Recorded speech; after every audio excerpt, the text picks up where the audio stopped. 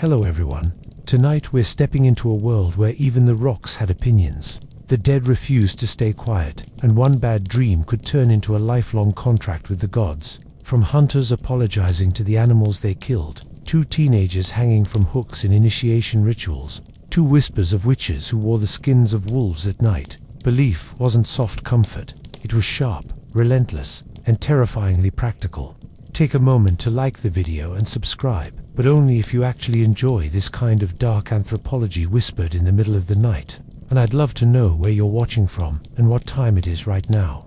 It's always fascinating to see who else is awake at these strange hours. So, get comfortable, dim the lights, pour yourself some tea, maybe let a fan hum in the background. We're about to walk into a landscape where spirits never sleep, and neither will you, once you've heard what they demanded. Let me tell you about the person you could have been. Forget being the kind of modern human who curses at Wi-Fi routers and thinks the universe is offended when their Uber is late. No, if you'd been born into the world of native North America centuries ago, your daily complaints wouldn't be about bad traffic. They'd be about how you just insulted a river, accidentally, and now you're waiting to see if you die of dysentery, or if the spirits let you off with a nosebleed. Because in that world, everything, and I do mean everything, had a spirit. The stone you stubbed your toe on, alive, and probably laughing. The deer you hunt. Sure, you can eat it, but you'd better apologize profusely, perform the right ritual, and maybe sing a little song, or else that deer's relatives might send bad luck straight into your arrows. Even corn had a soul. Yes, corn. Imagine biting into your dinner with the quiet suspicion that your food might get offended and take revenge on your crops next season. Every meal, a potential diplomatic incident. This wasn't superstition in the haunted attic sense. It was structure. It was law. The Cherokee, for instance, believed that animals killed for food had to be ritually addressed, or their spirits would retaliate. The Ojibwe told of Monitu's unseen powers infusing lakes, trees, storms. The Navajo considered the natural landscape alive with holy people, beings you really didn't want to annoy unless you had a spare sand painting ritual lying around. You didn't walk into the woods like a free agent. You entered someone else's living room, uninvited, and hoped they didn't mind. So your entire life became one long apology tour. Spilling water, you didn't just wipe it up. You muttered, thanks to the water spirit for not drowning your whole village. Dropping firewood, careful, fire listens, and fire punishes. You'd spend half your day negotiating with things that didn't negotiate back. Like living in an eternal cosmic customer service hotline where the operator is always listening and always ready to ruin your crops. And it was exhausting.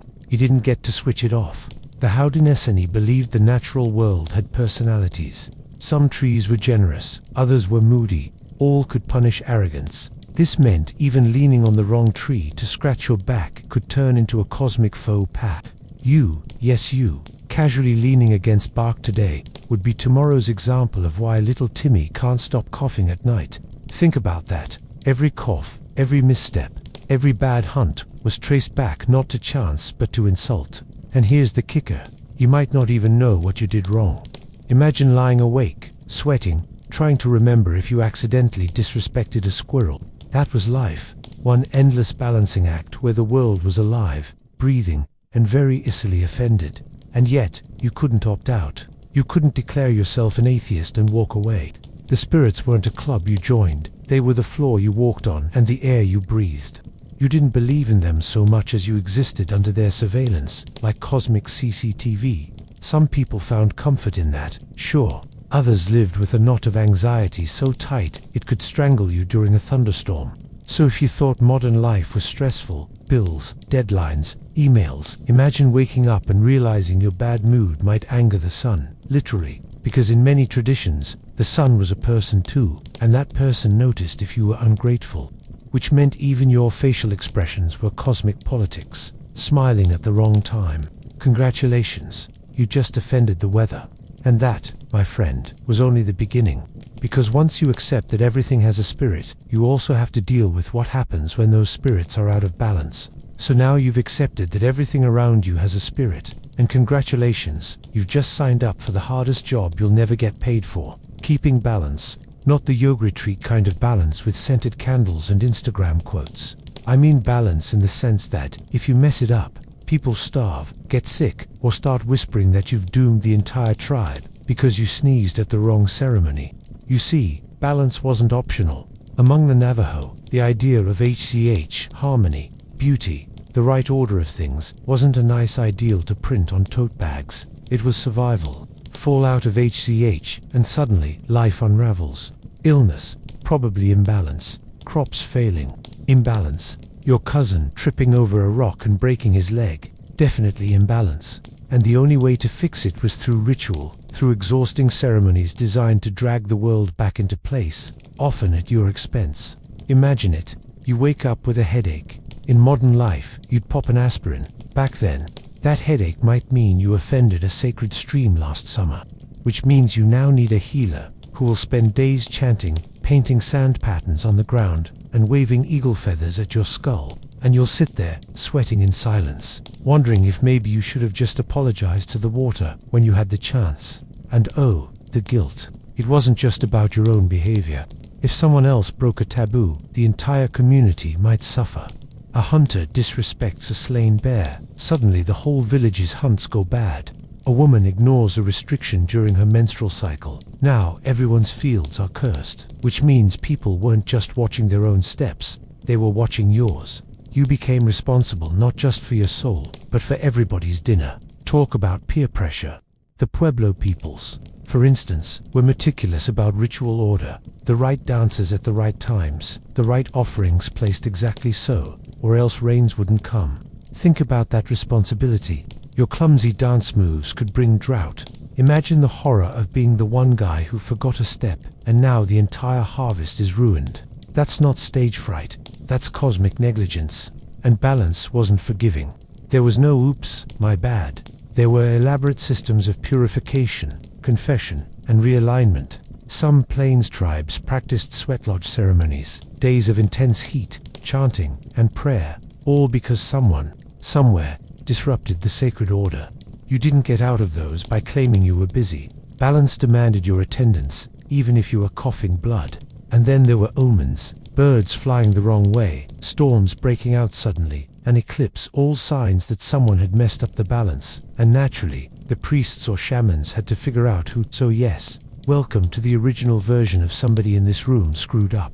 And now everyone's grounded. The punishment wasn't light either. You might be ritually shamed, isolated, or in extreme cases, executed. Because better one guilty body than an angry cosmos. It sounds oppressive, and it was. But it was also glue. These rules, this constant fear of imbalance, kept societies in line.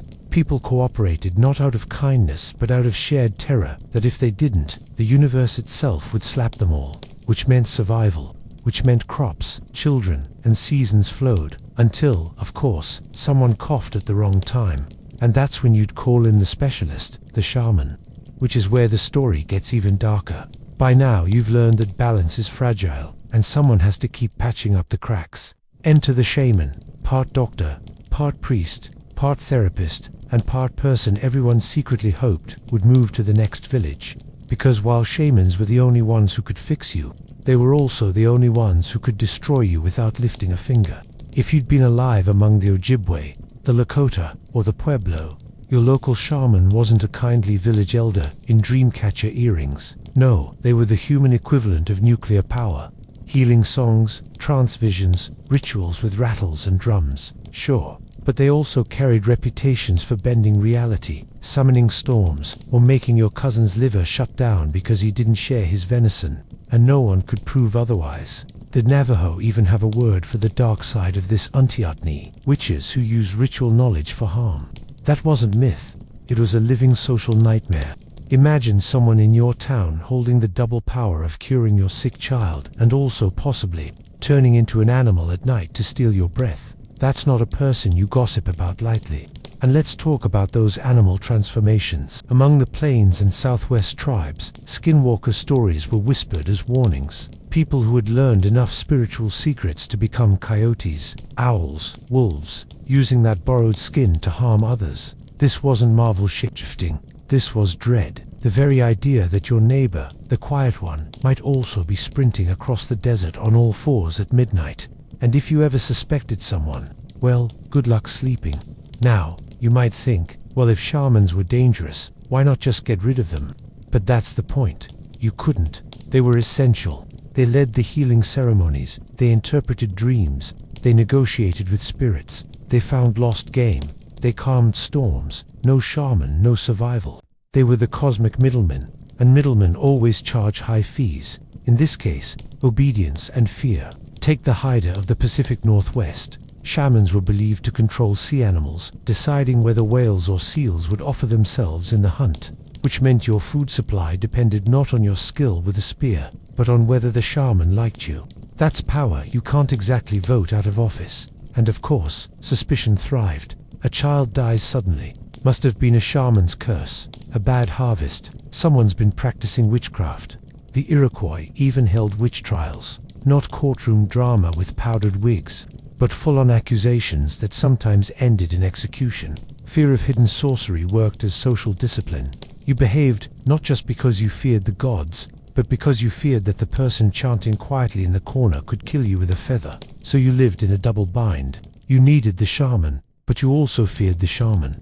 They were healer, destroyer, savior, and suspect, all rolled into one anxious bundle of feathers, smoke, and ritual knowledge, and you never quite knew which side you'd get. And when they weren't around, your nightmares weren't just about shamans, they were about the other big problem. Because death wasn't the end in this world.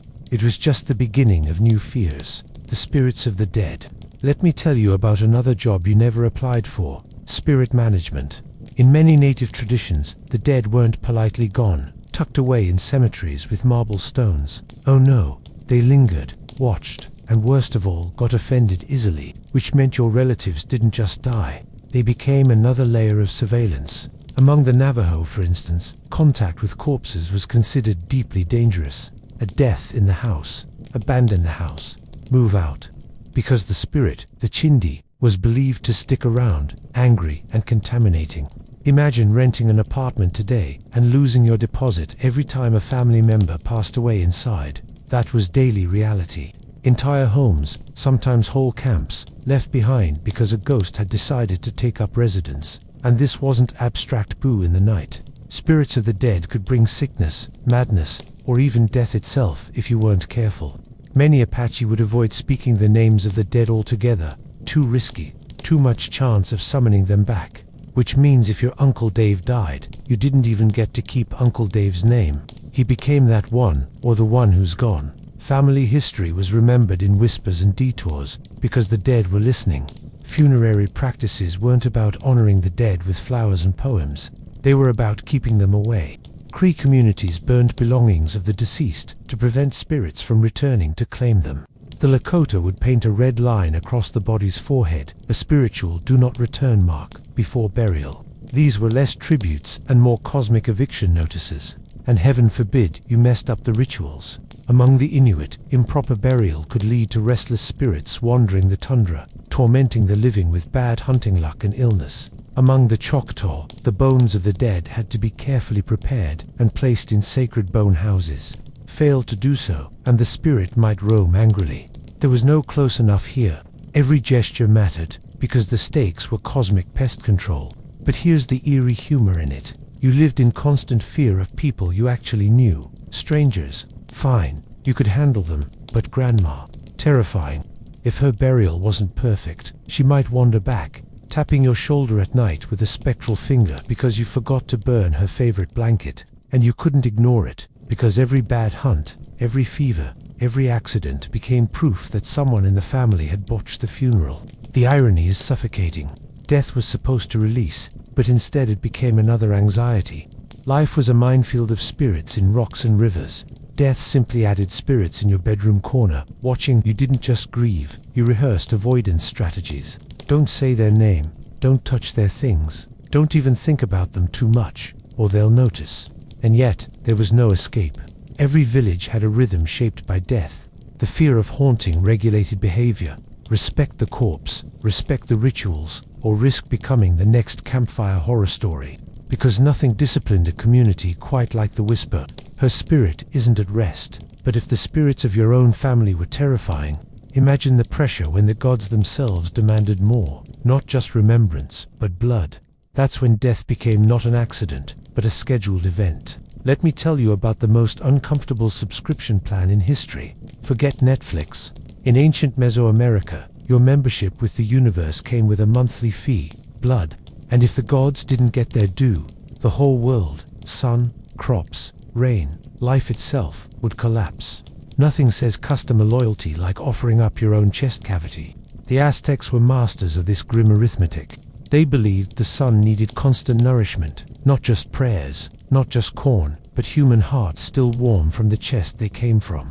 Without those offerings, the sun wouldn't rise, crops wouldn't grow, the entire cosmos would sputter out. So every battle wasn't just about conquest, it was about harvest, not of wheat, but of bodies. Captives brought back weren't prisoners, they were future batteries for the sun. And the scale was staggering. Some sources, Spanish chroniclers, eager to exaggerate but not invent, describe thousands sacrificed during the dedication of the Templo Mayor in 1487. Picture it, priests lined up, obsidian knives flashing, bodies tumbling down steps, slick with blood, drums pounding to drown the screams. The smell of incense and iron thick in the air. The ritual wasn't barbarism for its own sake. It was theater, cosmology, survival, one giant performance to remind everyone that the universe ran on a fuel tank topped up by death. And here's the irony. For the Aztecs, this wasn't cruelty, it was generosity. The gods had sacrificed themselves at the beginning of time to set the sun in motion. Humans now owed a debt in return. It was a cosmic repayment plan, and missing a payment meant apocalypse. Imagine your bank calling to say, if you don't make this transfer by Friday, we'll end the world. That was their reality. And the pressure didn't stop at Mexico's valley. The Maya too practiced ritual bloodletting, nobles piercing their tongues and genitals, letting drops of blood fall on bark paper that was then burned as an offering. Because apparently, divine communication required nothing less than the most sensitive parts of your anatomy. And you thought giving a pint of blood at a clinic was a hassle. Sacrifice shaped politics as well. The Aztec flower wars weren't wars in the modern sense. They were organized conflicts between city-states specifically to capture prisoners for sacrifice. Imagine scheduling warfare like football games, complete with rules of engagement, but the losers go home headless. War wasn't just expansionist, it was a religious supply chain. And let's not forget the symbolism. The heart wasn't just muscle, it was the seat of life, the offering the gods craved most. Blood dripping down temple steps wasn't horror, it was reassurance. It was proof the sun would rise tomorrow, that rain would fall, that the fragile machinery of existence was still humming. For the people watching, it wasn't brutality, it was maintenance. But of course, the system demanded constant victims, which meant that you, sitting there in your neat little village, could always be next. Lose a battle, you're not going home, you're going up the steps, meeting a priest who knows his way around a ribcage. Even your nobility wasn't safe. In some cases, rulers themselves offered their blood in ritual self-sacrifice. You weren't above the debt, nobody was. So yes, existence itself was a mortgage. The dark side of belief wasn't just fear of ghosts or witches, it was the certainty that the cosmos needed human life to keep running. And if you didn't pay up, everyone paid the price. And if that doesn't make you uneasy, wait until you hear what happens when starvation and spirits combined, when myths of hunger turned people into monsters. Let me tell you about hunger, not the modern kind where you scroll through delivery apps at midnight, paralyzed between pizza and sushi. I mean the kind of hunger that howls through your bones when winter has stripped the land bare and every breath tastes like despair. Among many native traditions, that hunger had a face, a name, and a chilling lesson. The Wendigo. In the Algonquian world, Ojibwe, Cree, Innu, the Wendigo wasn't a campfire ghost story to spook children. It was starvation made flesh. Imagine a gaunt figure, lips chewed away, ribs protruding, taller than any tree line, eyes glowing with insatiable greed. A human who had eaten human flesh and was now cursed to crave it forever. The Wendigo myth wasn't entertainment, it was survival psychology, a warning that no matter how desperate you got, you did not cross that line. And people believed it. Reports from the 17th and 18th centuries describe communities haunted by Wendigo, paranoia individuals accused of harboring cannibalistic desires during long winters, sometimes killed preemptively. A shaman might diagnose someone as Wendigo possessed if they showed signs of madness or unusual appetite. Think about that. Your neighbors watching how much stew you take, whispering, maybe he's turning, one more ladle, and suddenly you're a monster. But myths aside, famine does cruel things. Archaeological evidence shows that in extreme scarcity, some groups, not just in North America, but globally, turned to cannibalism as a last resort. In the American Southwest, at sites like Cowboy Wash in Colorado, bone analysis has revealed signs of butchering consistent with survival cannibalism. This wasn't cultural tradition, it was desperation. The land had failed, food had vanished, and humans became the final food source. The Wendigo stories wrapped that terrifying possibility in a myth so grotesque you'd rather starve than risk becoming it. And the irony, that fear worked. The Wendigo was more than a monster, it was a social guardrail. By turning starvation into horror, it protected communities from normalizing cannibalism as an option. You could eat bark, you could eat boiled leather, you could gnaw on your shoes, but if you touched human flesh, you weren't just breaking taboo, you were becoming a supernatural abomination. Of course, outsiders loved sensationalizing it. Jesuit missionaries in the 1600s wrote breathlessly about man-eating Indians, missing the point entirely. They didn't see that the myth wasn't celebration but condemnation. To the people living it, cannibalism wasn't power, it was the worst fall, the collapse of humanity into endless hunger. And yet, in the dark corners of winter, when the cold gnawed and the snow erased the horizon, people swore they heard the Wendigo. Cracks in the ice that sounded like bones, whispers in the trees like a starving breath. It was the embodiment of famine, a reminder that survival was always balanced on the edge of horror. So, if you'd been there, huddled in a frozen lodge with nothing left to eat, every stomach growl wasn't just hunger, it was accusation. It was the sound of the Wendigo waiting to claim another victim. And even if you survived the winter, the paranoia lingered. Because if hunger could turn people into monsters, then your neighbor's shadow might not be his own. And that fear bled naturally into another, not of starvation, but of the living who used dark knowledge to harm you. Because while monsters haunted the forests, witches lived uncomfortably close to home. Let me tell you about paranoia. Not the casual kind where you double-check if you locked the door.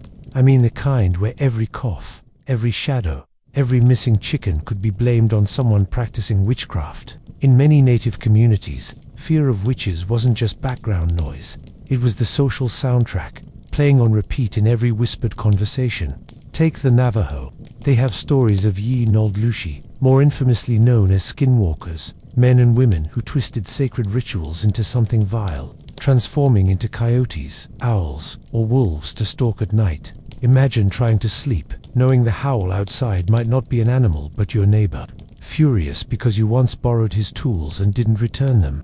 That's witchcraft in practice, supernatural revenge wrapped in fur. And it wasn't just the Navajo. The Pueblo peoples spoke of sorcerers who could shoot illness into your body, a kind of invisible arrow of disease. The Cherokee feared witches who could steal your soul while you slept, leaving you sick and frail by morning. Across the continent, witchcraft was the go-to explanation for unexplained tragedy. A child dies suddenly. Witchcraft livestock refuses to fatten. Witchcraft your spouse doesn't love you anymore. Probably witchcraft, too. Convenient, if you were the one looking for an excuse. Now, here's the unsettling part. Witchcraft wasn't just supernatural, it was political. Accusations had teeth. If you were suspected of being a witch, exile or execution could follow. Among the Navajo, suspected witches were sometimes killed outright. No trial, no defense, just the collective relief of a community that had decided you were the problem. In Iroquois villages, witch trials were held, with shamans diagnosing guilt and sometimes ordering death. You didn't want to stand out too much. Individuality could be confused with witchcraft, and suddenly your eccentric hobby of talking to owls looked suspicious. And here's the irony. The same shamans who were respected for their healing powers often lived under suspicion themselves. They knew the rituals, they had the knowledge, so everyone wondered, what if they're using it at night for darker purposes? The healer and the witch were two sides of the same coin, and nobody ever felt completely safe flipping it. Even the landscape played along. Owls, for example, were considered ominous in many cultures, messengers of death, harbingers of witchcraft. So when one perched near your house and hooted at midnight, you weren't thinking, oh, how majestic. You were thinking, who in this village wants me dead? Night wasn't rest, it was surveillance. But witchcraft wasn't just about fear. it was also about control. Communities used it to explain misfortune, yes, but also to police behavior. The possibility of being accused kept people in line. You didn't hoard food, you didn't break taboos, you didn't flaunt wealth, because envy could easily turn into a witchcraft accusation, and envy was always watching.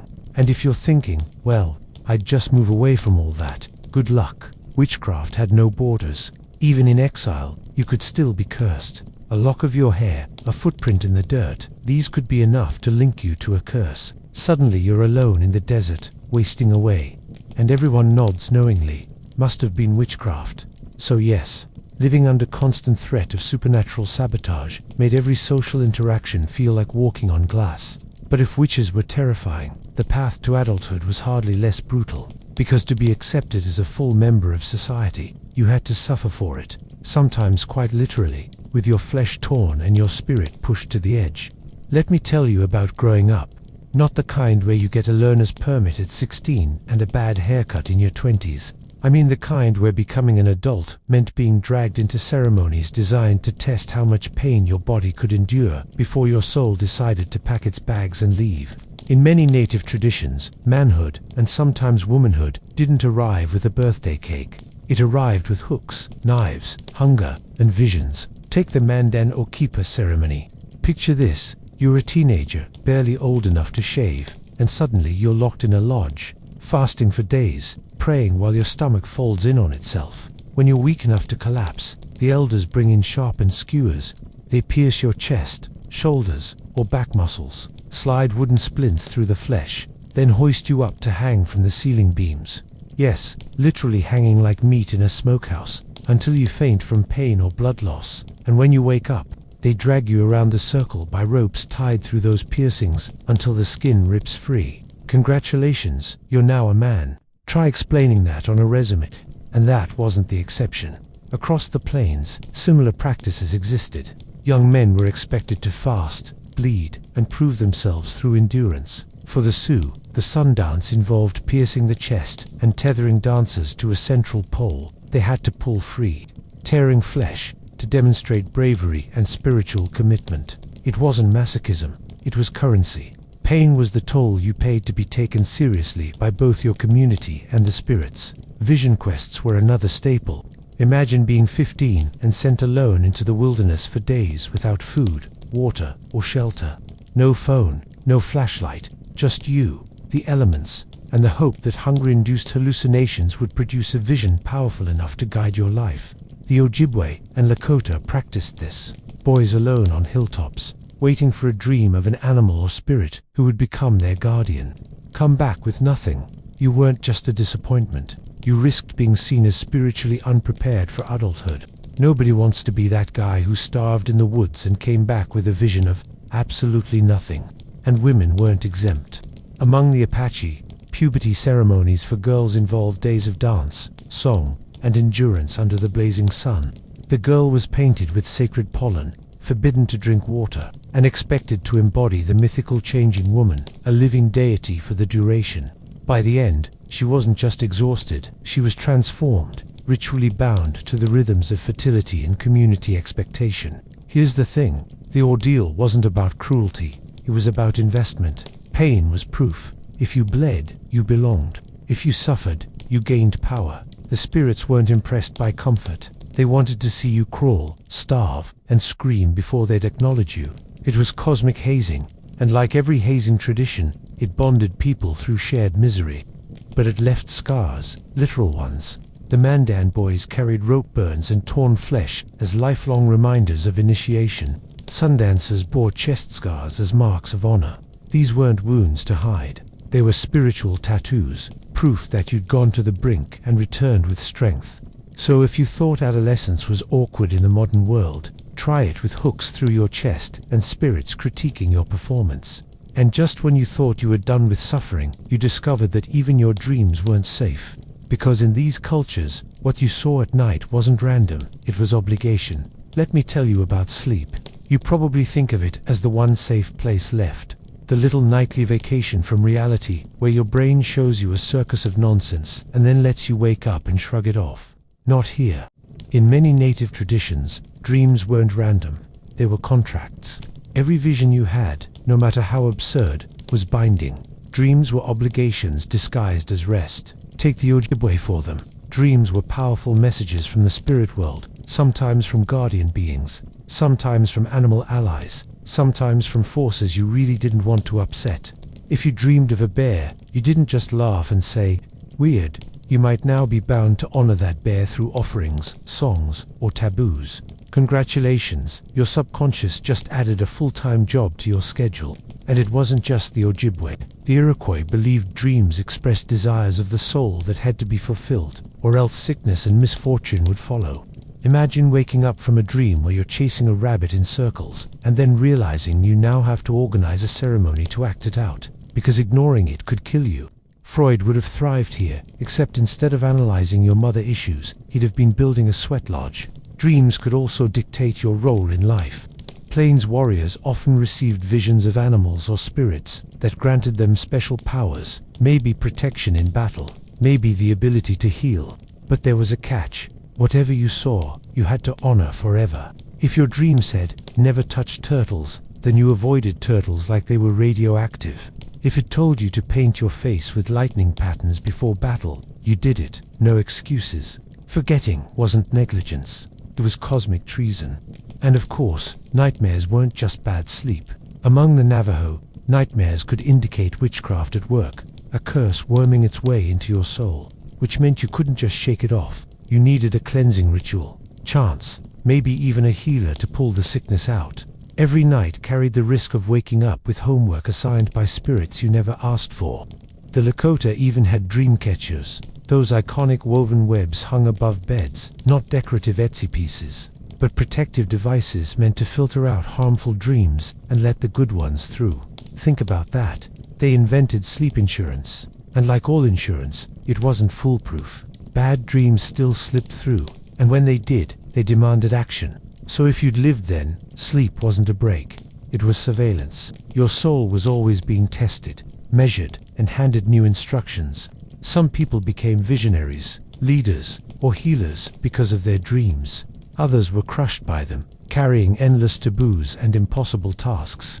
Sleep became a kind of spiritual inbox that never emptied, and you never got to hit ignore, because the entire community took your dreams seriously.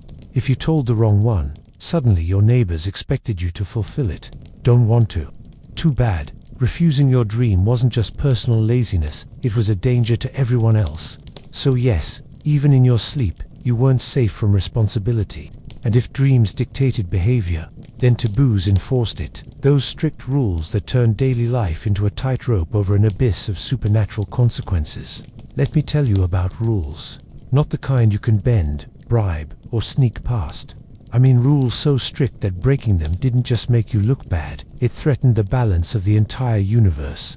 In many native traditions, taboos were more than cultural quirks. They were cosmic landmines, and stepping on one could doom not just you but your whole community. Start with food. Among the Inuit, hunters had to observe strict rituals when dividing and eating a seal or whale. Cut it the wrong way, share it improperly, and you risked angering the animal's spirit, ensuring no more seals offered themselves in future hunts. Imagine a dinner party where one bad slice of meat means nobody eats for the next 6 months. That's how high the stakes were. Or take menstruation. Across many tribes from the Navajo to the Apache, menstruating women were seen as carrying powerful, even dangerous energy. During their periods, they might be secluded, restricted from touching food or tools, and surrounded by taboos. Not because they were unclean in a Western sense, but because they were too potent, too cosmically charged. A single mistake, touching hunting gear, for example, could ruin an entire season's catch. So your monthly cycle wasn't private, it was public risk management. Sex carried its own taboos. Among the Lakota, breaking sexual restrictions before vision quests or warfare was thought to strip a man of his power and invite disaster. Some Pueblo groups believed adultery could draw spiritual punishment, not just on the guilty, but on their kin, which meant intimacy wasn't just personal, it was political, environmental, cosmological. A bedroom slip could become a crop failure. Then there were everyday taboos. Among the Cherokee, certain animals like owls and snakes carried associations with death. Harming them recklessly could draw misfortune. Among the Northwest Coast peoples, property and status were tied to elaborate rules of sharing and reciprocity, hoard wealth, or violate ritual protocols. And you risked supernatural retribution as well as social disgrace, and the punishment wasn't abstract. If crops failed, if a hunt went wrong, if sickness spread, people immediately asked, who broke a taboo? Communities turned inward, scrutinizing each other, watching for mistakes. Guilt wasn't private, it was contagious. You might follow every rule perfectly, but if your cousin broke one, you were suffering right alongside him. The fear was constant. You lived not just with awareness of the rules, but with the gnawing dread that you might forget one, or worse, break one accidentally. The Navajo concept of Hojo harmony wasn't flexible. Lose it, and rituals were required to cleanse the pollution. Sweat lodges, purification ceremonies, fasting, all just to undo one wrong move. And here's the kicker. Taboos were everywhere, and they shifted with context. A food forbidden in one season might be sacred in another. An act permitted in private might be forbidden in ritual. Life became a maze of conditional do's and don'ts, with no cheat sheet and no margin for error. So if you thought modern society's rules were suffocating, taxes, traffic laws, HR paperwork, imagine living in a system where forgetting to thank a deer after the hunt could doom your entire camp. And even if you managed to keep every taboo, nature itself was still out there, watching. Because animals, storms, and rivers weren't passive scenery. They were personalities with their own tempers, and breaking their unspoken rules could get you punished far more brutally than your neighbors ever could. Let me tell you about nature. You probably think of it as scenery, forests to hike through, rivers to kayak on, Instagram backgrounds with suspiciously filtered sunsets. But for many native peoples, nature wasn't passive wallpaper. It was alive, opinionated, and dangerously easy to offend. You didn't just use nature, you negotiated with it, like living in a neighborhood run by very touchy landlords. Take animals. Among the plains tribes, every hunt was more like a courtship than a slaughter. Deer, bison, and elk weren't prey. They were persons who allowed themselves to be taken if they felt respected. Hunters carried rituals, songs, and apologies to show gratitude. Forget the ritual. The animals might withdraw their cooperation, and suddenly no one was catching anything. Imagine trying to explain to your starving family that you forgot to sing to the elk spirit because you were in a hurry. That kind of slip could cost lives, and punishment wasn't symbolic. It showed up in the most brutal ways. The Inuit, for instance, believed seals could retaliate if disrespected a hunter. Careless in cutting meat, might find himself sinking through thin ice, dragged under by the sea. A natural accident was never just an accident, it was judgment. The ocean didn't need lawyers, it enforced its own laws directly. Even plants demanded respect. In many traditions, you didn't just yank herbs out of the soil like an impatient gardener.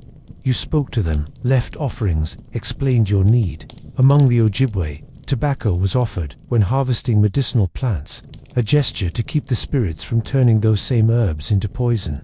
Forget the courtesy, and the cure became curse. Weather, too, had moods. Among the Pueblo peoples, rain was personified as sacred beings, clouds, lightning, thunder, all with personalities that needed coaxing. Ritual dances weren't entertainment, they were negotiations. Failed to dance correctly, and the rain didn't come.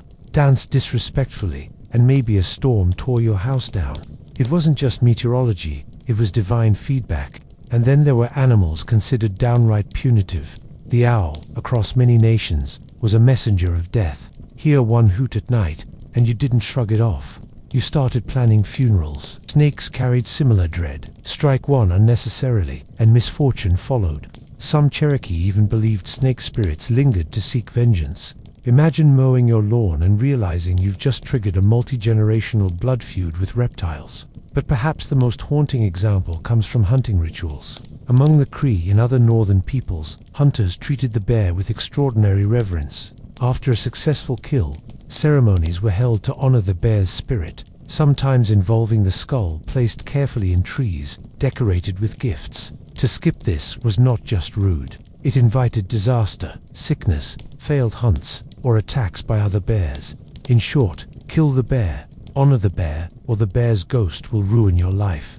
And here's the kicker, you couldn't ever fully relax. Every act, eating, fishing, gathering, Walking was a potential offense. Nature was always watching, and it punished mistakes with famine, sickness, or storms. That kept people humble, sure, but also perpetually anxious. So yes, you could survive by pleasing the spirits of animals, plants, and weather. But not all spirits were so straightforward. Some weren't stern judges or patient teachers. Some were chaotic tricksters, beings who delighted in wrecking your plans, stealing your food, and laughing at your misery. And there's no ritual to prepare you for that. Let me tell you about the universe's sense of humor.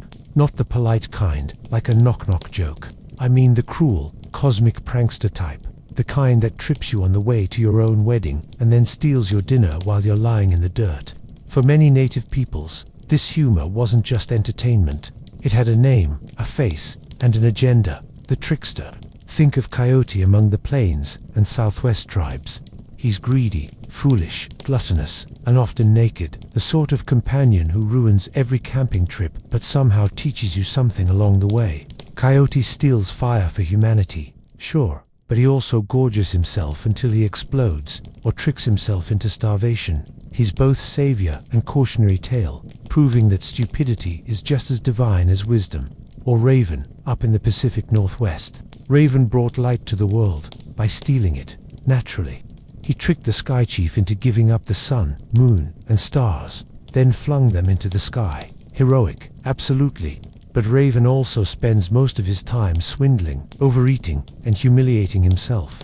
His divine chaos in bird feathers, proof that creation itself came out of a con job. And here's the uncomfortable lesson. Tricksters weren't just funny, they were dangerous. Their mischief often caused famine, war, or death. For the Lakota Iktomi, the spider was notorious for leading people into traps, sometimes literal webs, sometimes bad decisions. He'd promise power or pleasure, only for it to end in disaster. He wasn't the villain, exactly. He was the reminder that gullibility kills. Children grew up on these stories not to laugh themselves to sleep, but to learn hard truths. Be greedy, and you'll end up like Coyote with your guts spilled. Be arrogant, and Raven will make you look like a fool. Tricksters taught by humiliation, often violent humiliation. You didn't just smile at their antics. You shivered at the reminder that the world could collapse because of one bad decision, one careless indulgence. And they weren't confined to stories. People feared trickster spirits meddling in real life. A sudden misfortune, a spoiled hunt, a lost child, a storm out of nowhere could be blamed on trickster interference. They blurred the line between myth and daily survival, constant reminders that chaos was baked into the universe. But here's the real sting of irony. Tricksters embodied humanity itself. They were selfish, hungry, lustful, impatient, all the things that made us weak and ridiculous. By laughing at them, people laughed at themselves. But it wasn't safe laughter. It was uneasy, because you knew you'd probably behave just as badly if given the chance. So yes, the trickster was a teacher. But he was also a mirror, showing you the parts of yourself you least wanted to see. And if you ignored the lesson, chaos followed. And speaking of chaos, the trickster's shadow didn't stop at stories. It bled into rituals of war and violence, where the line between sacred teaching and cruelty blurred. Because sometimes, the spirits didn't just demand humility, they demanded blood, not from gods, not from animals, but from your enemies tied up at your feet. Let me tell you about war. Not the kind fought with drones and speeches, but the kind where every battle was a recruitment drive for your gods. In many native traditions, victory wasn't just measured by territory or trophies. It was measured in captives, human beings, who could either be adopted into your community or offered to the spirits in ceremonies that blurred the line between religion and horror. Take the Iroquois. Their morning wars were fought less for conquest than for replacement. When someone in the community died, warriors were sent to capture enemies. Those captives were brought back, sometimes adopted into the clan to fill the hole left by death. Sounds merciful, until you realize the alternative. Ritual torture and execution designed to honor the dead through balanced suffering.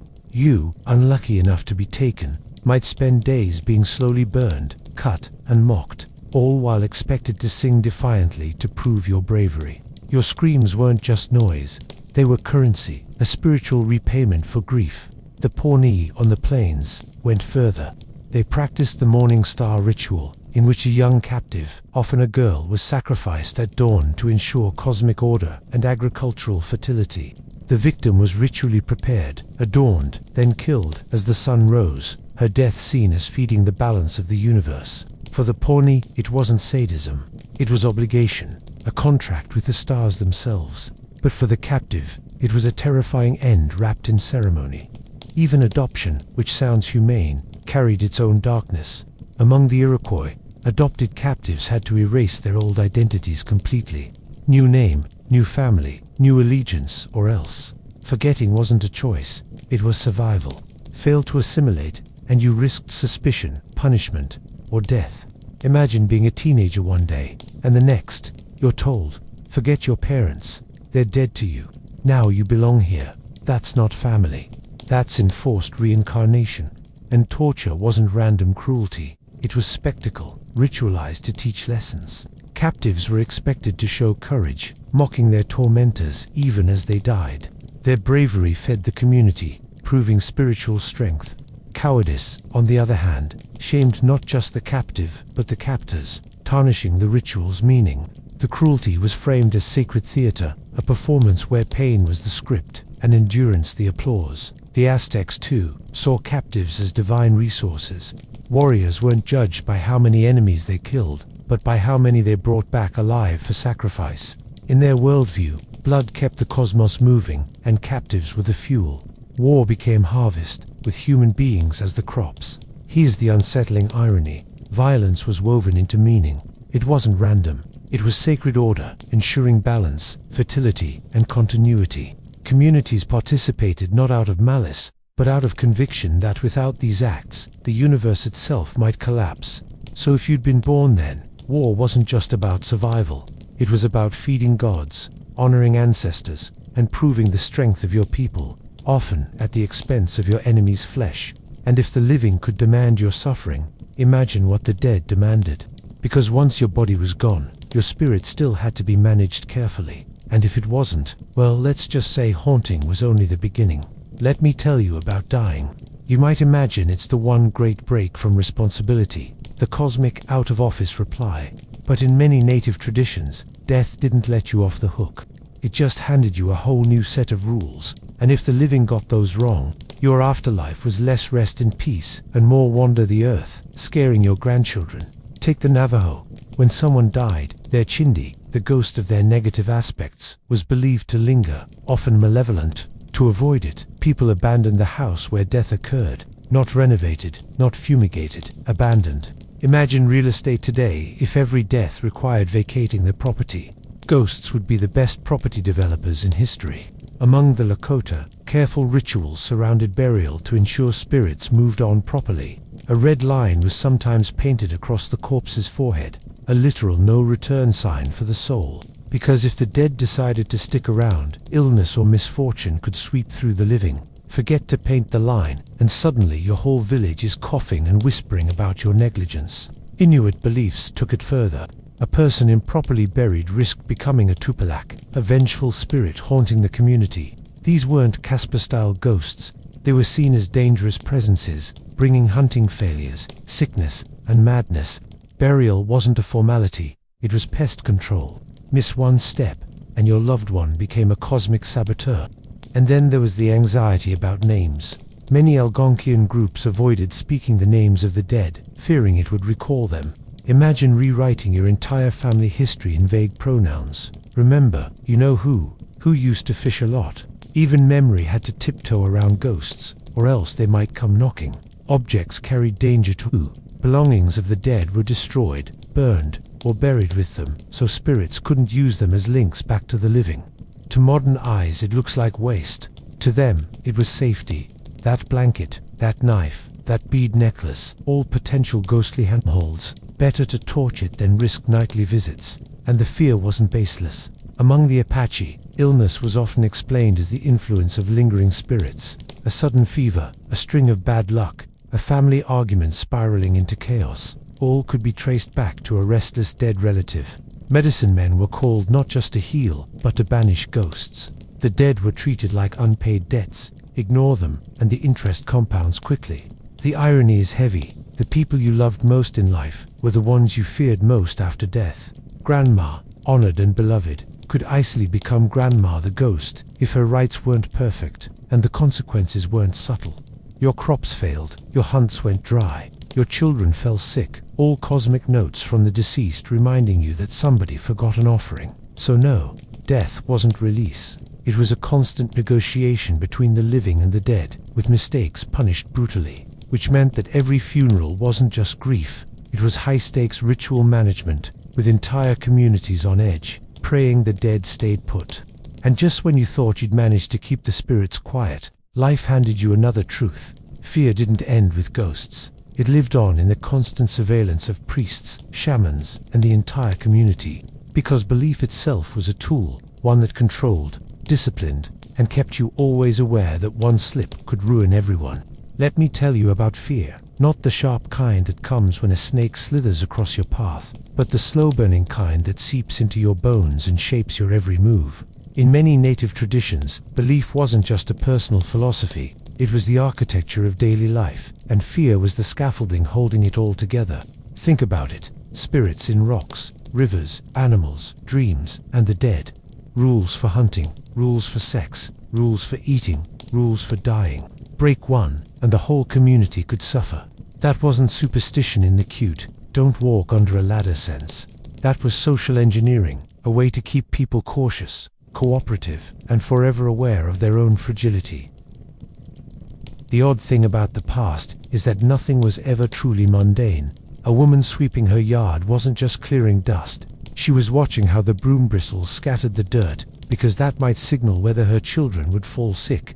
A man lighting a fire wasn't merely coaxing sparks. He was gauging the way the smoke twisted, rising clean or faltering, since a crooked plume might mean bad fortune on the hunt. Even a child's laughter could turn ominous if he came at the wrong hour, in the wrong place, or after the wrong kind of dream. To us, it all looks like background noise. To them, it was a constant ticker tape from the universe, full of warnings. The squeal of a pig before dawn wasn't just irritating, it was a forecast. The way bread cracked in the oven could mean abundance or famine. And if a shadow moved against the sun in the corner of the courtyard, you didn't shrug. You quietly checked who in the household might be the next to fall ill. What we call coincidence, they treated as choreography. Life was stitched with signals so tightly that ordinary didn't exist. The river wasn't simply flowing, it was speaking, in ripples and eddies. The crow wasn't just perched on the roof. It was pointing, accusing, reminding everyone of debts unpaid. And the silence after a storm. That silence was louder than thunder. The strange part is how well it worked. When you live inside a fabric of omens, you behave as though the world is always watching, because, in their eyes, it was botching, and this vigilance bled into every tiny act. No candle was snuffed carelessly, no loaf was broken without attention, because what if the universe was jotting down notes on your performance? And yet, if the universe was so chatty, it makes sense that humans learned to read, not just the sky or the animals, but even their own bodies as living texts. A sneeze wasn't an accident, a hiccup could be a warning, which brings us to the strange art of listening to skin, bones, and lungs as though they were telegrams from the beyond. The sky, of course, was the loudest messenger. A streak of lightning where no storm should be, a sudden eclipse at midday, a cluster of stars shifting in ways no one expected. These weren't just natural events, they were announcements. In Mesopotamia, a whole class of scribes specialized in recording eclipses as though they were royal decrees. An unexpected shadow on the moon meant empires might topple. Farmers planted barley not only by the season, but by the mood of the constellations, as if Orion himself could withhold the rains. But the earth muttered just as often. Cracks in dry soil formed patterns that seemed to whisper who would prosper and who would fall. A strange fungus on a tree. The sudden bloom of a flower out of season. These were subtle letters in a language no one dared to ignore. Even footprints could tell you more than tracks. They could reveal where the spirits had crossed into the village. And the body, well, the body was the most talkative oracle of all. A twitch in the left eye might mean a friend was on the way. A nosebleed at the wrong moment was something darker, a bad omen pressing down on the household. Ancient Chinese texts catalogued hundreds of signs from sneezes, hiccups, and stomach rumbles, like a manual for decoding the human machine. The Aztecs believed dreams could map the fate of armies. A single vision of water or fire could change the date of a battle. The logic was never random. These weren't bored guesses about why a dog barked or why bread cracked. They were systems, refined and memorized, passed down like sacred mathematics. The world was an enormous manuscript, and each cloud, each cough, each flutter of bird wings was a line of script. The only problem was interpretation, which was why entire families, even whole castes, devoted themselves to the job of translating chaos into order. But rules are only as strong as the punishments attached to them. If the world was really full of omens, then certain acts had to be absolutely forbidden, or else everything unraveled. Which is how we arrive at the strange, heavy net of taboos, tying people together by what they must never do. If omens told you what might happen, taboos told you what must never happen, and the list was endless. Don't eat this fish during the rainy season. Don't say your brother-in-law's name out loud. Don't touch the threshold with your left foot first. Don't whistle at night, unless you wanted to invite the dead to sit by the fire. It wasn't superstition so much as architecture, invisible fences that kept the whole community upright. Anthropologists long ago noticed that taboos often orbit around the same themes: food, sex, blood, death, and the crossing of boundaries. They weren't arbitrary. They protected resources, preserved hierarchies, and kept danger at bay. Among the Polynesians, breaking a food taboo could collapse your social standing in a single evening. Among the Dogon of Mali, eating certain animals was said to unravel cosmic balance. And across countless cultures, speaking forbidden words wasn't just rude, it was like pulling a thread that could unravel the world. The strange genius of taboos is that they were both practical and terrifying. Forbidding pork in hot climates, for instance, probably saved more lives than medicine did. Banning incest kept families from collapsing in a genetic swamp. Yet the reasons given weren't about germs or chromosomes, they were about curses, spirits, and cosmic revenge. People didn't need a lecture on hygiene. They needed the gut punch fear that violating a boundary would make your skin rot or your crops wither, and that fear worked. It worked so well that kings and priests could rule without touching a sword. The real enforcers were the neighbors who watched your every move, ready to see whether you slipped, broke the rule, and doomed the harvest. A king could be overthrown, a taboo could not. You could kill a man, but you couldn't kill a curse. Of course, the brilliance of the system was also its cruelty. Taboos weren't gentle reminders. They were tripwires strung across daily life, and if you stumbled, you risked dragging the whole community into misfortune, which made life a constant exercise in restraint, a careful dance around things never to be done, words never to be spoken, meals never to be touched. And when someone inevitably slipped, because humans always do, the punishment was immediate, merciless, and dressed up as fate. And that's where the real stories begin. The cautionary tales of those who broke the fence and paid for it, not just with guilt, but with plague, exile, or a slow unraveling of luck itself. What haunted people most wasn't the rules themselves, but the invisible explosion waiting if you ignored them. Break a taboo and suddenly every cough in the village, every dry patch in the field, every stillbirth in the season could be laid at your door. You weren't just unlucky, you had poisoned the entire fabric of existence. Take Polynesian islanders. A man who accidentally touched food set aside as sacred wasn't simply scolded. He might be abandoned on a canoe to drift until the sea decided his fate. Among the Igbo, breaking ritual purity rules could mean social death. No one would trade with you, eat with you, or even say your name. And in medieval Europe, the woman who ate meat during Lent risked not just eternal damnation, but also whispered suspicion of witchcraft. Because if you disobeyed one divine law, what other sinister contracts might you be signing? The terror came from the fact that punishment didn't always arrive immediately. You could commit a forbidden act and then walk around for weeks thinking you'd gotten away with it. Then the chickens started dying, or the rains failed, or your neighbor's child wasted away. Cause and effect weren't important, blame was, and blame stuck like tar. The invisible fence was enforced less by priests or chiefs than by the sheer paranoia of the crowd. People lived in a permanent state of mutual surveillance, watching each other's hands at meals, listening to each other's words at funerals. One misstep, and the whisper network would ignite. The exile wasn't always physical. Sometimes it was the colder sentence of being avoided, shunned, spoken of in half-phrases, your presence treated like an open wound. It's no wonder that daily life became an intricate performance, a choreography of not crossing lines no one could see. Better to eat bland food than risk touching a forbidden morsel. Better to keep silent than speak a cursed word. Better to live carefully, cautiously, like tiptoeing through a minefield, because at least mines explode only once. A broken taboo could echo for generations, which is why the hearth, the house, and the very floor you stepped on had to be carefully guarded. Because if misfortune could spread from a single slip, then surely the home itself had to be fortified with small rituals of protection.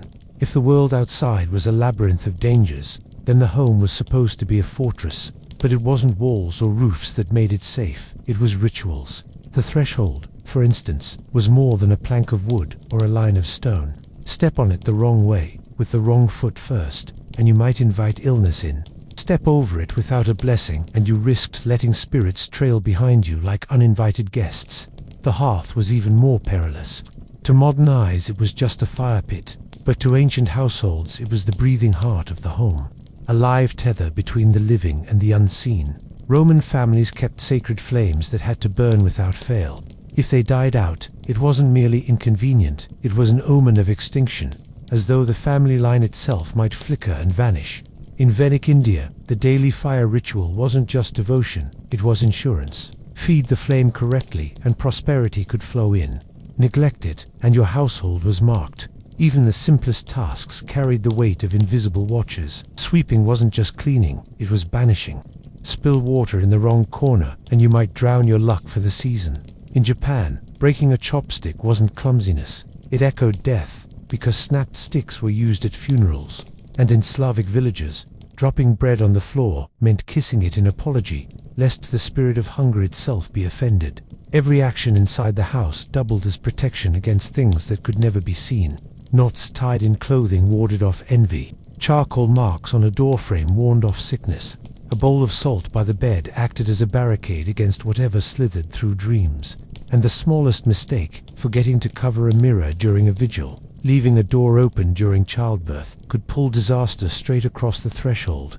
It's not that people wanted their homes to feel like stage sets for paranoia, but when the cosmos itself was full of signs, the safest thing was to turn ordinary domestic life into a constant ritual of defense. And nowhere was this more urgent than in moments when bodies themselves seemed open, leaking. Dangerous moments like birth, death, or the messy in-betweens. Liminal moments were the ones that demanded the most care. The times when human bodies seemed least solid, least trustworthy, most porous to whatever lingered just beyond sight. Birth, for example, wasn't only a celebration, it was a crisis. Women in labor were surrounded not just by midwives but by charms, whispered prayers, objects tucked under pillows to distract wandering spirits. In medieval Europe, iron scissors were laid beside the bed, not for cutting umbilical cords but for scaring off demons. Among the Yoruba, drums were played to drive away jealous spirits hovering near the newborn's breath. Every culture knew the same rule. The first hours of life were also the most dangerous, because new souls didn't always stay. Death carried the same fragility in reverse. Corpses weren't just bodies cooling in bedsheets, there were doorways left ajar. That's why so many traditions insisted on covering mirrors, stopping clocks, tying the jaws of the dead shut, not for dignity, but to keep the soul from wandering, or worse, dragging the living along. Ancient Egyptians salted and bound their dead, not only to preserve them, but to prevent them from walking back. In rural Greece, coins placed on eyelids weren't payment alone. They were a firm weight to keep the eyes from opening again.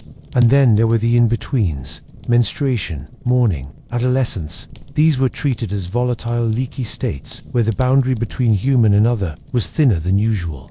A woman bleeding was both feared and revered, seen as fertile yet untouchable, sacred yet contaminated. Adolescents, still half children, half adults, were often subject to elaborate rites because they carried dangerous ambiguity. And mourners, with their grief still raw, were thought to carry a contagious aura, as if death could rub off through touch or even proximity. The common thread was this: whenever bodies were between states, they were magnets for omens, for curses, for things that slipped between cracks, which meant that during these fragile times, people clung even more tightly to rituals, beads strung in patterns, words spoken in secrecy, fires tended with trembling hands, because in the absence of control, only ceremony could steady the floor beneath them. And if life itself was porous and unreliable, then it made sense to create daily rituals of consulting the unknown, little acts of divination to make tomorrow feel less like a trapdoor. If taboos were the locks, divination was the keyhole people couldn't resist peering through. The future wasn't some hazy concept in the distance, it was pressing against the walls of the present, leaking clues in dreams, in bones, in the way a handful of seeds landed when tossed onto the dirt. To ignore it felt reckless, like walking blindfolded through a field of traps. Ancient Chinese households cracked turtle shells to read the spreading lines, while Roman priests inspected the livers of sheep as though they were maps of politics yet to unfold. In West Africa, cowrie shells were dropped on mats, their patterns treated as sentences from ancestors. The Aztecs took dreams so seriously that a merchant might cancel an entire caravan if he dreamt of drowning the night before departure. And in Norse villages, women spun threads while murmuring questions, watching for knots and tangles as responses whispered back from the unseen. It wasn't always grand ceremony. Sometimes it was everyday quick fixes, little rituals slipped into the corners of life. A farmer in medieval England might consult the way smoke curled from his chimney before deciding whether to set out to plough. A mother could study her baby's first sneeze to predict whether the child would thrive or falter. Even the casting of lots, throwing stones, drawing straws, flipping objects carried the weight of the cosmos tilting its hand. The point wasn't accuracy, it was reassurance. You weren't powerless if you had a method, however strange, for turning the chaos of existence into answers. Even if the answer was cryptic or contradictory, it meant the world was still talking. And if the world was talking, at least it hadn't gone silent. Still, for all the shells and smoke, the most unsettling messages came not from objects or elements, but from animals themselves. Because unlike stones or bones, animals had eyes, gestures, voices, and when those turned uncanny, people swore the universe was staring straight back. Animals were the most unnerving messengers because they weren't passive like shells or smoke. They had wills, moods, eyes that seemed to know things. When a crow perched on a roof beam and refused to move, no one in the village slept soundly.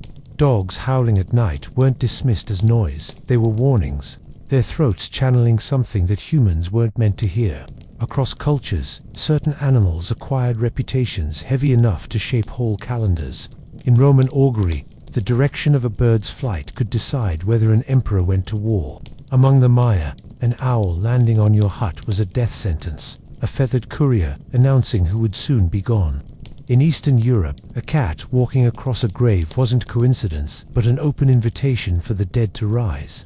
And in the Arctic, hunters watched the strange movements of foxes as if the animals were scouts from the spirit world, marking where prey could or could not be found. What gave animals this uncanny authority wasn't just their behavior, but their closeness. They shared food, paths, roofs, sometimes beds with humans, yet they seemed half in and half out of another order of existence. They could sense earthquakes before they hit, smell death before it arrived, disappear and reappear without explanation. That made them natural agents of the unseen, slipping between the living and the invisible with a freedom humans never had. And the irony is that while some animals carried unbearable dread, others became shields. A snake in the doorway might be a curse, but a snakeskin tied around the wrist could be protection. A raven on the roof was a bad omen, but a raven feather in the hand could deflect it. The same creature was both danger and safeguard, depending on whether you were looking at its body or its remains. All of which made words themselves the final battleground. Because if animals could be read as omens, so could syllables. And nothing carried more weight than the choice of whether to speak or stay silent. If animals carried omens in their cries, words carried them in their very syllables. Silence wasn't just politeness, it was insulation. The wrong word spoken aloud could collapse a house faster than termites. Names in particular were dangerous currency. In Egypt, knowing someone's true name was to hold a string tied directly to their life force. Among the Maori, chiefs sometimes carried names so sacred they couldn't be pronounced outside of ritual, because to utter them casually was like burning a flag in front of the gods. But silence had weight too. Whole stretches of life were wrapped in it. Mourning periods demanded quiet, so the dead wouldn't be disturbed or tempted to linger. Hunters walked into the forest without speaking, so prey wouldn't hear not their voices but their intentions. Children were hushed during storms, not for discipline but to avoid drawing the attention of whatever rode the thunder. Silence wasn't absence. It was protection, a shield woven of nothing. And yet words, when used carefully, were treated like flint on dry grass. A blessing could bend reality just as firmly as a curse. Priests in Mesopotamia intoned incantations not as suggestions but as commands stitched into the fabric of the world. A mother whispering charms over her child's fever wasn't indulging in poetry, she was negotiating with the unseen. The very structure of language was thought to mirror cosmic order. Break it carelessly and you broke more than grammar. The odd paradox was that both speaking and not speaking were dangerous. Too many words risked summoning something unwanted. Too few might let misfortune slip in unchecked. People lived balanced between muteness and speech, choosing phrases as carefully as one might choose steps across a rope bridge. And the sum of all this omens, taboos, silences, animals, rituals, was a daily existence that never felt neutral. Every cough of wind, every half-spoken phrase, every twitch of muscle shimmered with consequence, which is why the ordinary life of the past can only be described as extraordinary in its vigilance. People lived inside a world of omens, watching, listening, trembling, and interpreting without rest. To live in such a world was to never be alone. The universe was a crowded stage, full of signals tapping at your shoulder, tugging at your sleeve. A cracked pot wasn't just a vessel broken, it was an omen of family quarrels. A child sneezing at dusk could be read as a sign of good fortune or the shadow of sickness about to arrive. Even silence itself wasn't empty. It was pregnant with waiting, as though some verdict hung just beyond reach. The anthropologist Mary Douglas once wrote that dirt is matter out of place, and in a way, every omen and taboo was built on that same principle. The world was supposed to follow a cosmic order. Anything out of place, a wrong note, a wrong shadow, a wrong gesture, became a message. People lived in a constant state of translation, decoding reality as though every pebble and every cough were footnotes in a divine text. It might sound exhausting, and it was, but it was also strangely reassuring. Nothing happened without meaning. No illness, no accident, no misfortune was meaningless bad luck. There was always a thread to trace, a signal that explained why. Life was never arbitrary, never absurd, at least not openly. Behind every small disaster was a sign you missed, a taboo you broke, a whisper you ignored. Of course, this vigilance turned the everyday into theater. Eating, sweeping, planting, mourning, even sneezing. Each was performed with a wary eye, as if the audience was invisible, but relentless. A misstep in this play wasn't embarrassment, it was danger. And the price for improvising was often exile, disease, or disgrace. Yet, within that net of omens and prohibitions, there was a kind of intimacy with the world that modern life has mostly forgotten. Stones spoke, birds warned, bodies hinted, words commanded. Nothing was mute. Life itself hummed with signals, as if existence was stitched together with the constant reminder that you were being watched, measured, judged, not only by gods or spirits, but by the fragile balance of the cosmos itself. And so the ordinary day was never ordinary. It was a tightrope strung across an abyss, every step lit by signs, every breath circled by prohibitions, every silence filled with possibility. A life haunted, yes, but also, in its own way, illuminated. Dreams have never really belonged to the dreamer. That's the dirty little secret of pre-modern cosmologies. Your head might rest on your mat, your chest might rise and fall with sleep, but the theater inside your skull was open to everyone else. Shamans knew this well enough. They treated dreams not as fleeting illusions, but as public records, testimonies scribbled by spirits, ancestors, or wandering souls that could incriminate, heal, or command obedience. In a world where ink and parchment were luxuries, the mind itself was the ledger, and shamans appointed themselves the clerks who knew how to read it. Across Siberia, Amazonia, and countless other landscapes where people lived closer to wind and shadow than to books and clocks. Dreams weren't private indulgences, they were battlegrounds. A hunter dreaming of broken arrows could find himself stripped of social confidence, his peers whispering that bad omens clung to his skin. A woman dreaming of snakes might be interpreted as carrying the seed of sorcery. The dreams themselves didn't need to be logical. Most never are. What mattered was who did the interpreting, and the interpreter was always the one with a drum, a feathered headdress, or a pouch of hallucinogenic snuff. The trick, of course, was that dreams could be twisted like wet reeds. a rival's success. Perhaps a jealous spirit had shown up in your dream to sabotage it. A miscarriage. The dead child's soul might have already visited the dream of the shaman, demanding a more costly burial feast than the family could afford. Shamans managed to fold coincidence and imagination into a system of proof. A dream wasn't your subconscious speaking. It was evidence to be weighed in the invisible courtroom of spirits. No one wanted to argue with the prosecutor who claimed to commute sentences on behalf of the dead. Yet these interpretations weren't merely rhetorical games. They functioned as genuine levers of power. The more tangled and frightening the dream, the more necessary the shaman became. He could tell you whether the dark figure who stood at your sleeping threshold was an ancestor wanting blood, a spirit calling you to ritual, or just indigestion from the wrong roots at dinner. Either way, his was the only voice that mattered. A dream without a shaman was like a letter written in code, worthless until someone claimed to hold the key. And if dreams made shamans indispensable, then night itself became their kingdom. Sleep was not a break from life, but an extension of it. One more stretch of road where the soul might wander, stumble, or vanish. The body, lying still, was only half of the equation. The other half roamed beyond the hut, vulnerable to predators of a less tangible kind. The night, then, was never empty. Darkness wasn't simply the absence of light. It was a landscape with its own economy, patrolled by spirits, ancestors, and whatever malevolence happened to be passing through. To sleep was to step across a border into a place where protection was uncertain. You might close your eyes in the safety of a hut, but as far as the soul was concerned, you were camped on the frontier. Shamans staked their authority precisely here, insisting they could navigate the nocturnal terrain that ordinary people stumbled through blind. Among the Awenki of Siberia, it was said that sleep could leave the body unguarded long enough for the soul to be stolen by wandering entities. In Amazonian villages, parents fretted over children dozing without charms, afraid that a loose spirit might slip inside like a thief through an unlocked door.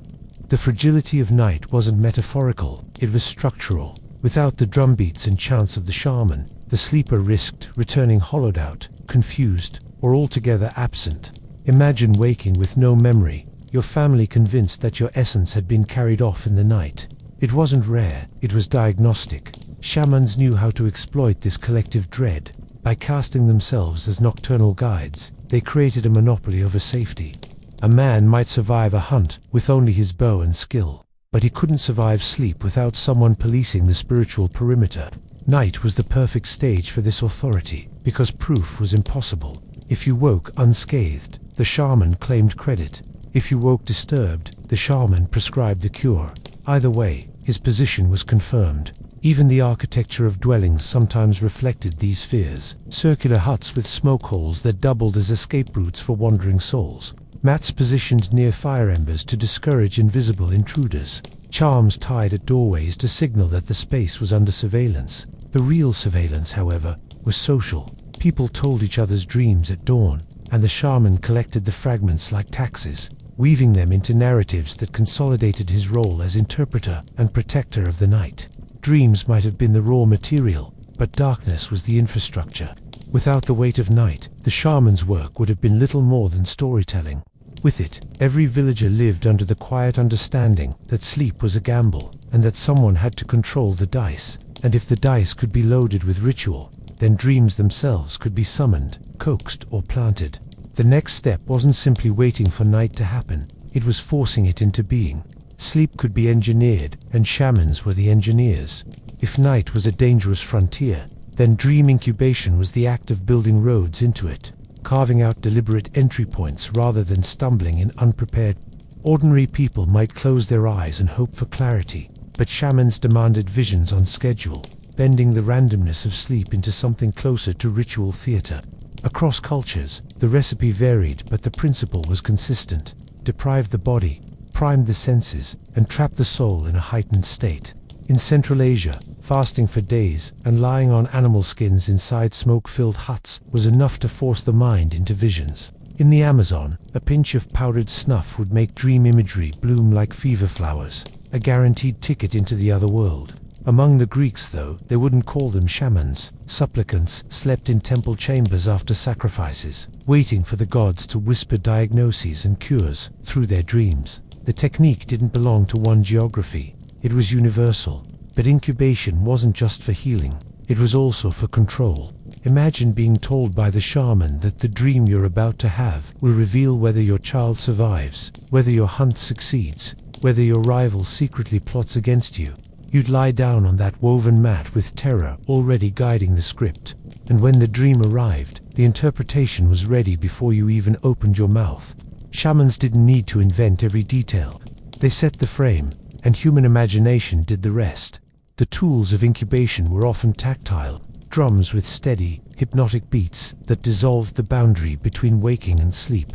Stones warmed by fire and placed near the body, so the heat itself became a sensory bridge into visions.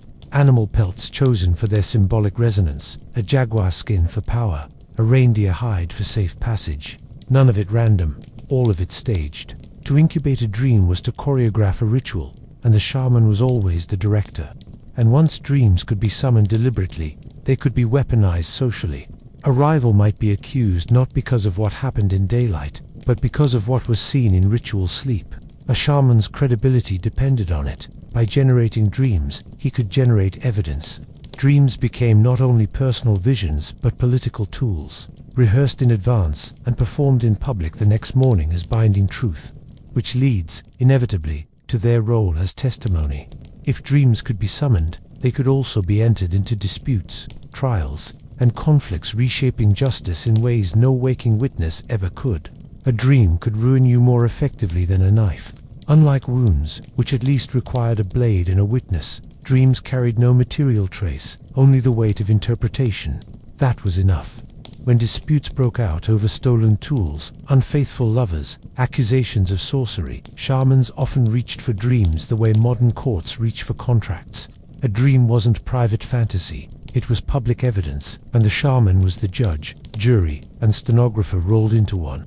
Among the Iroquois, dreams were treated as messages that demanded fulfillment. If someone dreamed you had wronged them, you could be forced to make reparations, even if no crime had occurred. Elsewhere, a dream in which a man appeared with bloodied hands might serve as sufficient grounds to accuse him of witchcraft. There was no need for fingerprints or testimony. The spirit world had already delivered its verdict. And who dared argue with spirits, especially when the shaman vouched for their accuracy? This wasn't naive superstition. It was a form of social regulation. By elevating dreams into admissible evidence, shamans transformed the messy ambiguity of human conflict into manageable narrative. The dream told the story, the shaman sealed it, and the community accepted it. An inconvenient rival could be neutralized by the right vision. A theft could be punished even when no one saw it happen. The system made suspicion legible, and suspicion was half of governance. The beauty, or horror, of this mechanism was its deniability. A shaman didn't need to fabricate a crime.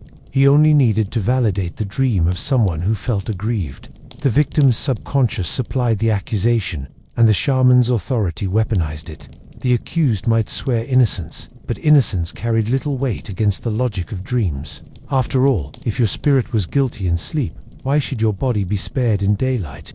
So people learned to tread carefully.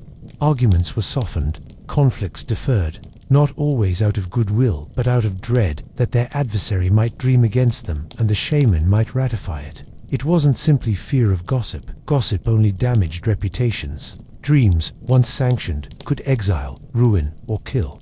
And yet, behind this machinery of justice lay an even more potent theme: death itself. For dreams were never far from the dead, and the shaman's authority grew strongest in the spaces where sleep and burial blurred together. If a dream could condemn the living, imagine what it could do when the dead were called to testify. Death never really shut people up, it only shifted the channel. For most societies that leaned on shamans, the dead weren't absent. They were uncomfortably present, like neighbors who refused to move away, endlessly peering through the walls of daily life. A corpse might be buried, burned, or exposed to the elements, but the person inside it lingered. The soul could still nag, accuse, bless, or terrify, and shamans built their authority on being the only ones fluent in that ongoing conversation. To call death a continuation wasn't poetic optimism, it was practical anthropology. The Yukagir of Siberia feared the resentment of neglected dead, who might send illness or misfortune until their demands were met. In the Andes, ancestors were taken out of their tombs for festivals. clothed and fed, so that the living wouldn't fall sick under their gaze. The message was universal: ignore the dead at your peril. And since no one wanted to negotiate personally with the ghost, the task fell to the shaman, who claimed to know the proper etiquette when addressing someone who had already crossed the river. This monopoly had teeth. A shaman could declare that a recently deceased man had appeared in trance, furious that his family hadn't sacrificed enough animals, or that his widow was remarrying too quickly. The dead became political actors, conveniently invoked at moments when social order needed reinforcing. In this sense, a funeral wasn't closure, it was contract renewal. The shaman translated the grievances of the corpse, and the family paid in livestock, food, or ritual labor to appease the invisible plaintiff. Even natural disasters could be interpreted as ancestral tantrums. A failed harvest, perhaps the forefathers hadn't been honored with enough drink offerings. A sudden epidemic, maybe the burial ground had been disrespected. Shamans inserted themselves as indispensable mediators in this economy of memory and fear. Without them, the dead became volatile creditors.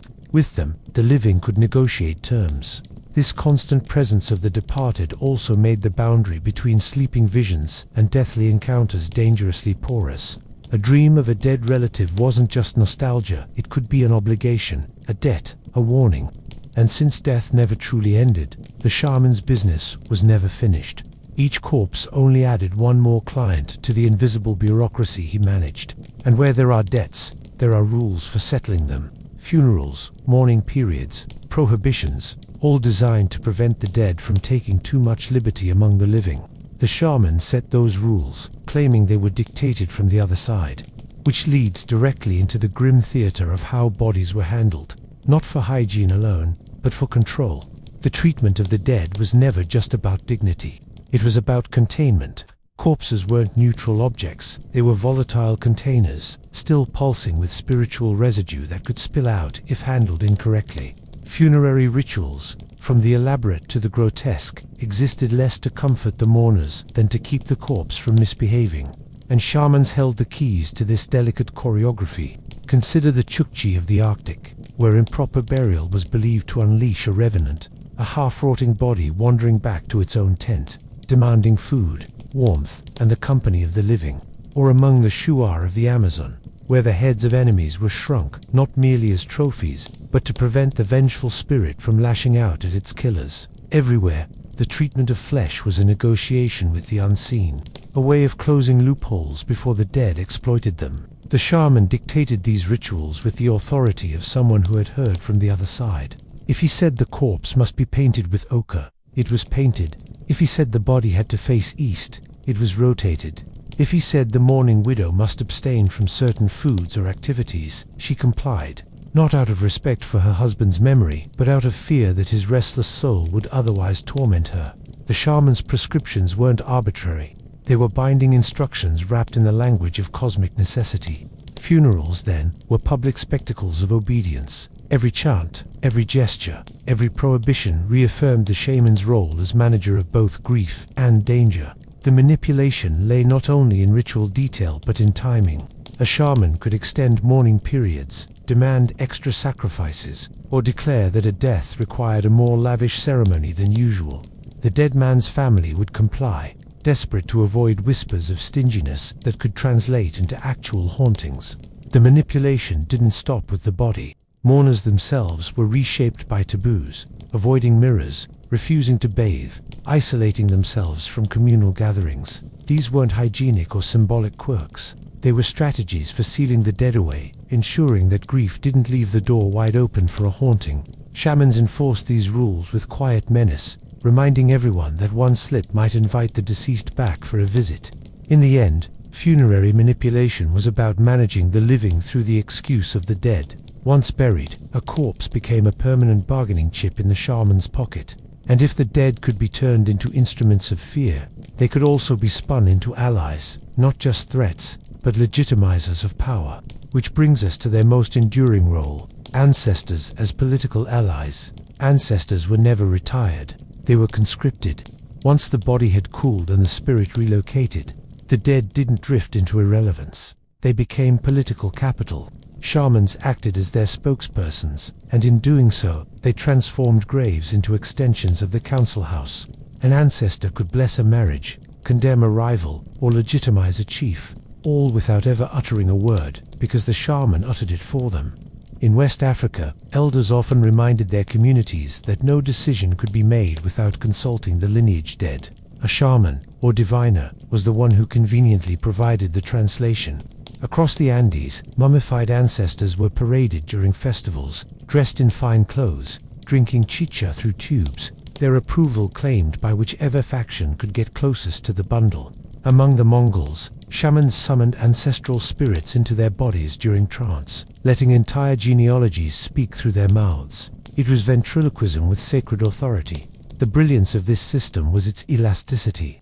A chief whose legitimacy wavered could suddenly discover that his great-grandfather's spirit had demanded loyalty. A family feud could be settled when a grandmother's shade insisted on reconciliation. And a shaman, of course, could direct the ancestral voice to whoever paid him or supported his standing. Ancestral approval was never objective, it was curated. This wasn't just manipulation, it was social cement.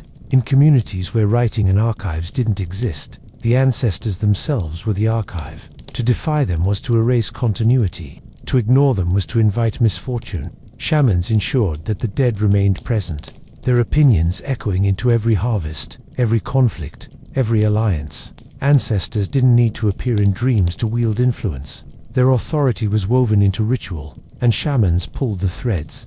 But perhaps the most persuasive demonstrations didn't happen in public ceremonies. They happened in private trances, where the shaman himself became a temporary corpse, lying still, rigid, sometimes foaming at the mouth, as proof that he could cross into the realm of the ancestors and return alive.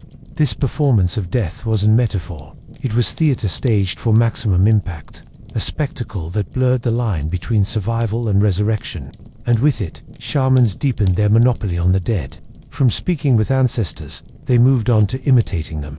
Theater is never just entertainment when the script involves death. Shamans discovered early that nothing cemented their reputation like pretending to die and then coming back. That body on the ground, motionless, pale, sometimes rigid for hours, was a stage prop, and the trance was the performance. Villagers watching a shaman collapse in ritual ecstasy didn't see a man acting, they saw a corpse in progress, a soul straddling two worlds, and when he stirred, gasped, or sat upright again, they witnessed proof that he had walked where no one else could survive. In Siberia, shamans were known to fall into catatonic stillness, their breathing imperceptible, their faces slack, as if drained of blood. Among Amazonian groups, they simulated drowning or suffocation during ceremonies, bodies convulsing, while assistants whispered that the shaman's soul was already negotiating with spirits. In Mongolia, some lay under furs for days, refusing food, until their eventual re-emergence was heralded as a resurrection. Each variation carried the same message: only through rehearsing death could life continue untroubled. The genius of this theater was its ambiguity. Was the shaman actually gone, or just staging it? The uncertainty was the point. No one wanted to risk assuming it was fakery, when the consequences of disbelief might mean angering whatever spirits had allegedly borrowed his soul. The villagers' awe wasn't voluntary, it was enforced by the possibility that this limp body really had brushed shoulders with the ancestors. The spectacle also reset power balances. A chieftain might rule during the day, but when the shaman lay down dead before the village and rose again, he reminded everyone that he was the one who could mimic the greatest terror known to humankind and return unharmed. Political authority could command warriors, but spiritual authority staged resurrections. One had spears, the other had immortality rehearsals. Guess which one lingered longer in people's imaginations? And with each imitation of death, the shaman made himself indispensable for another reason: nightmares. If he could survive death on purpose, then surely he was the only one who could protect you from death's smaller rehearsals. The night terrors, the suffocations of sleep, the crawling dread that slithered into huts after sundown. Death was the ultimate stage play, but nightmares were the nightly encore. Nightmares were the cheap knockoffs of death, but no less persuasive. When someone woke, shrieking in the middle of the night, drenched in sweat, clawing at their chest as if invisible hands pressed down, the entire household understood it wasn't just a dream, it was an attack, a possession, a spiritual ambush that had slipped through the cracks of sleep. And naturally, only the shaman could chase it out.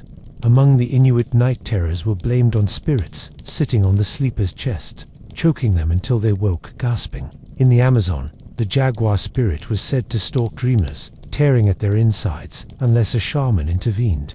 In Europe's Middle Ages, it was witches and succubi doing the same work, riding the sleeper like an unwilling steed. Different names, same diagnosis: the body inert, the soul under siege. Shamans turned these episodes into contracts of dependence. The dreamer's screams validated the invisible world.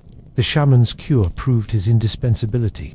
He might blow tobacco smoke over the sufferer, suck noisily at their chest to extract the offending spirit, or beat a drum until the nightmare fled. The louder the performance, the more convincing the result. Relief was built as much from spectacle as from substance. And when the dreamer finally calmed, there was no question who had delivered them. Possession blurred into nightmare, and nightmare into social weapon. If someone disliked you, it was easy enough for the shaman to suggest that your restless dreams weren't random. They were evidence you'd been cursed, maybe even by a neighbor. Suddenly, the entire community was implicated. Nightmares became subpoenas from the spirit world, calling not only the dreamer but the accused into ritual arbitration. Fear spread like smoke, and shamans kept their grip tight by standing at the center of the fire. Dependence fed itself. The more a village feared its knights, the more it needed its shaman. And over years, decades, generations, that cycle hardened into tradition, a society that could not sleep without permission. Which brings us, inevitably, to the lasting consequence of all this: how fear and reverence fused into a legacy so enduring that even skeptics obeyed. Fear has a way of becoming tradition when it's rehearsed often enough. Over centuries, the shaman's grip on dreams and death hardened into something more than superstition. It became social infrastructure. People didn't comply with his demands because they admired him. They complied because the cost of refusal was unbearable. No one wanted to be the widow accused of angering her dead husband. No one wanted to be the hunter blamed for nightmares that plagued the children. Even those who doubted still followed the rules, because disbelief, unlike belief, carried real risks. This legacy was never just about dread, though it was also about reverence, that uneasy twin of fear. Shamans weren't treated only as tyrants in feather and paint. They were also remembered as healers, guardians, the ones who negotiated so others could sleep through the night. The same man who scared you into burying your brother with an extra goat might also be the one who kept your child alive during a fever by chanting through the darkness. Fear created obedience, but gratitude sealed it with loyalty. The reverence could outlast the shaman himself. After his death, his drum might be kept in a sacred hut, his bones treated as relics, his name whispered with caution. People remembered not only his authority, but the terrors he had supposedly restrained. Communities became haunted less by spirits than by the memory of needing him. The dependency survived the man, because the night still pressed heavy, dreams still arrived uninvited, and death still walked in familiar silence. The irony is that the entire system thrived on uncertainty. Dreams are vague, death is inevitable, and nightmares are inconsistent. All unstable materials. Shamans built an empire out of those uncertainties, transforming what no one could control into what only they could claim to manage. The control was never absolute, but it didn't need to be. It only needed to be persuasive enough to keep the village from testing the alternative. And so the pattern endured. Every night, people lay down vulnerable. Every morning, they woke indebted. Dreams and death were never just private affairs. They were tools sharpened by those who knew how to turn fear into a currency. Shamans spent that currency lavishly, ensuring their names would linger as long as the darkness did.